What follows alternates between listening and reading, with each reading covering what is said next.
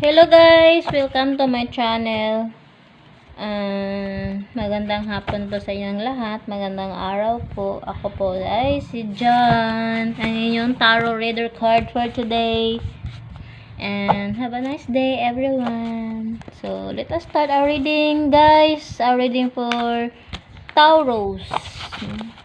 Ito po ay general reading. So, hindi po tayo lahat makaresonate. So, kunin nyo lang po yung message na para po sa inyo na magtugma at magka-resonate po kayo. So, umpisahan na po natin ito reading. Our reading for Taurus. So, guys, kung may maririnig man kayo mga background noises, pasensya na po kayo. And, let us start.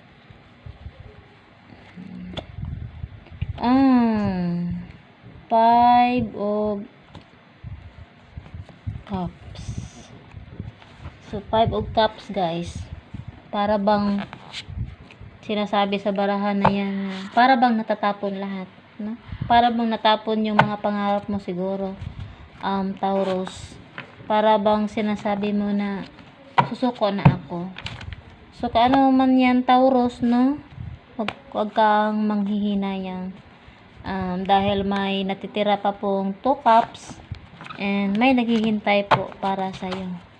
Kung may tumalikod man sa'yo, kung may hindi man magandang pangyayari sa buhay mo na para bang tinalikuran ka, so don't be sad, Taurus, no?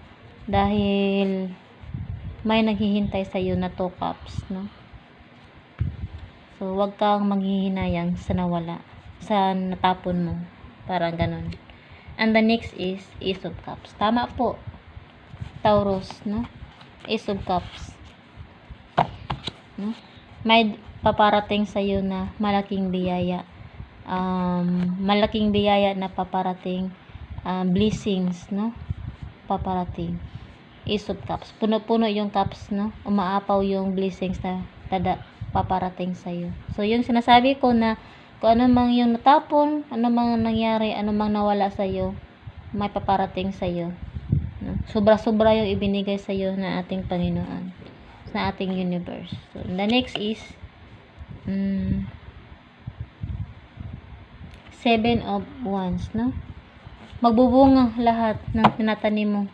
Yung sinasabi ko sa iyo na magbubunga yun lahat, no? Puno-puno ng puno-puno ng biyaya, no? Darating sa iyo. Ang lahat ng pinaghirapan mo, lahat ng lahat ng ginagawa mo, no? Or ano man yan, yun po, magbubunga po lahat, no? Blessings na darating. Next is the Hermit. The Hermit, give me message of the Hermit.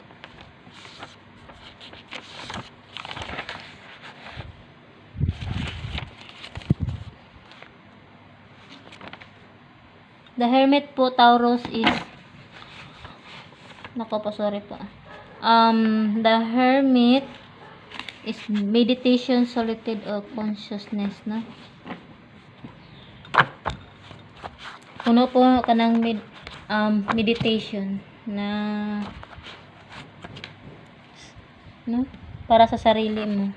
Nag-meditate ka na para bang iniisip mo lahat na tama ba ito? Parang ganun ba? Para ba yung sinasabi sa akin na tama ba ito? The Fool. The Fool, no? The Fool is beginning, optimism, trust in life. So, magtiwala ka lang sa iyong kakayahan, Taurus, no?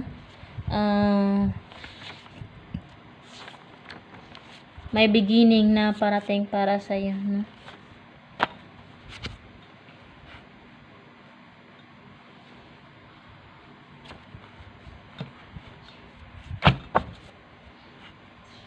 The Fool is the youth walking joyfully into the world. He is talking with his first steps and he is exuberant, joyful, and excited.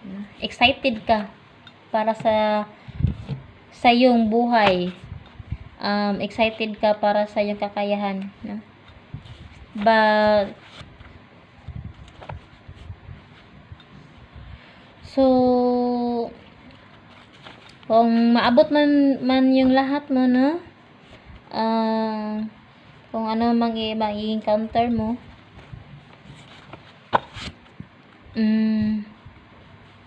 dapat aware ka, no? Aware ka sa lahat ng dinadaanan mo, sa mga surroundings mo, Taurus. Aware, you should be aware, no? Around the people, no?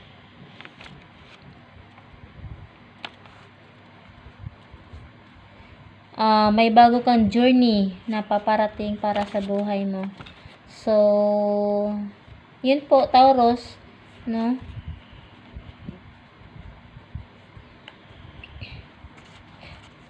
May paparating na bago para sa iyo, na para ba naisip mo na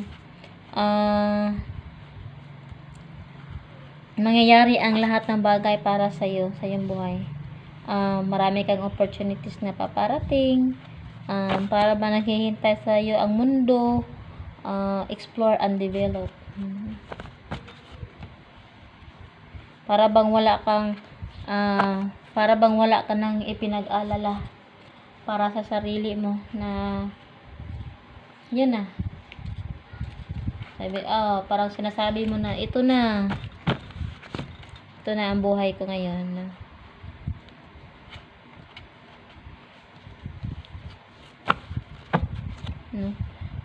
Para bang nag-enjoy ka. Nag-enjoy ka sa sarili mo.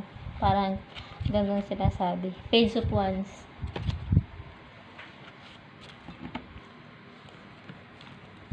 Sinasabi mo na, ito na ang buhay ko ngayon. Parang ganun.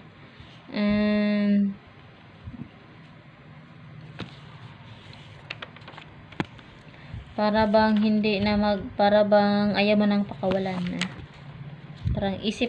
Parang sinasabi na isip bata. Isip bata. Para bang ito na. Pero mag-iingat ka, Taurus, no? Baka makasagasa ka. Mag-iingat ka sa iyong paglalakbay, sa iyong bagong journey, sa iyong buhay.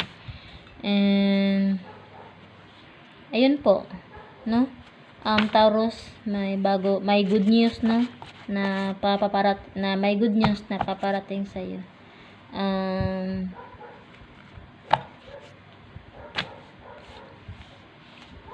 Success, good news na paparating sa iyo, Page of Wands, no? So yun po, huwag kang mag-alala, may darating sa iyo, no? At may mag-o-offer sa iyo na may tao mag-o-offer sa iyo ng kabutihan. Four of Cups. Next is Four of Cups.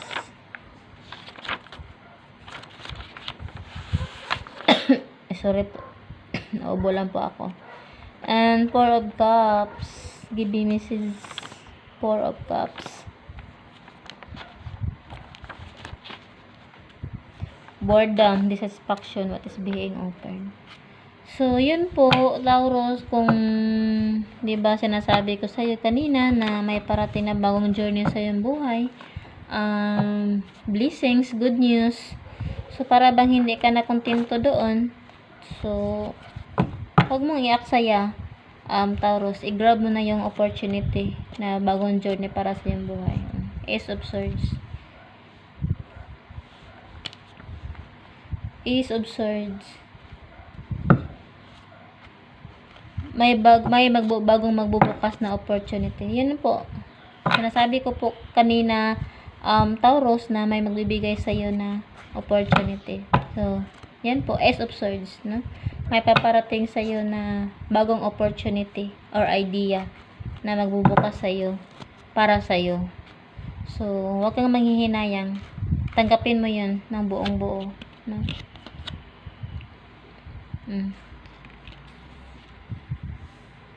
Next is yan po.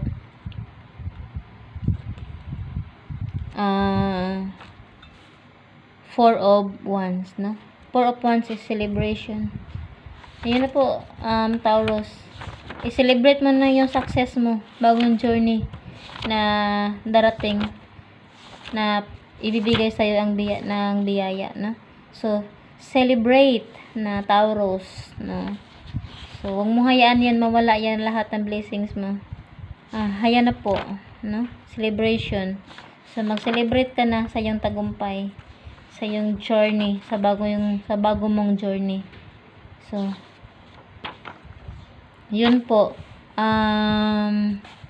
Taurus, no? Celebrating achievement of personal goal. For example, nagsistop ka, for example, sabi mo na, iwasan ko na to.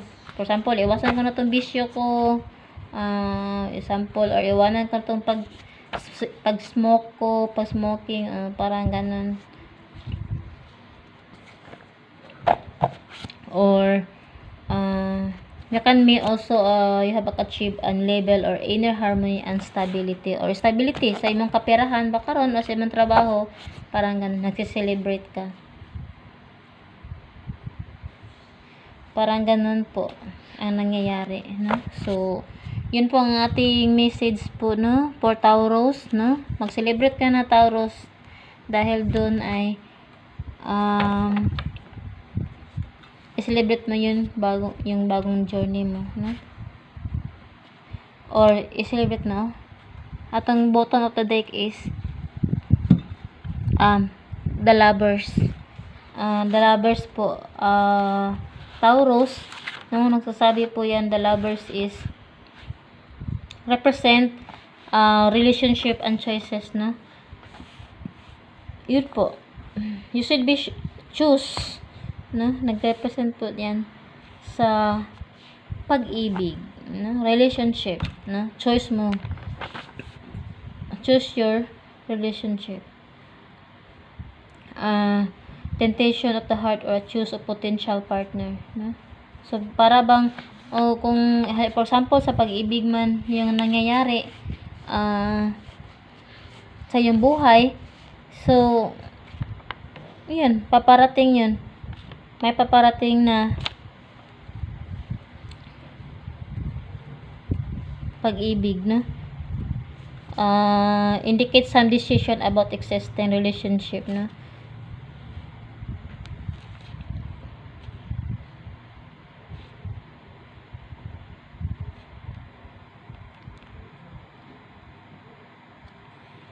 So, yun po, Taurus, no?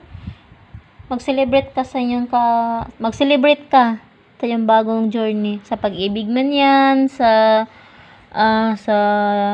trabaho man, no? Sa iyong kaperahan. So, celebrate, no? Mag-celebrate ka sa iyong kaperahan, sa iyong bagong journey ba sa pag-ibig mo, celebrate, no?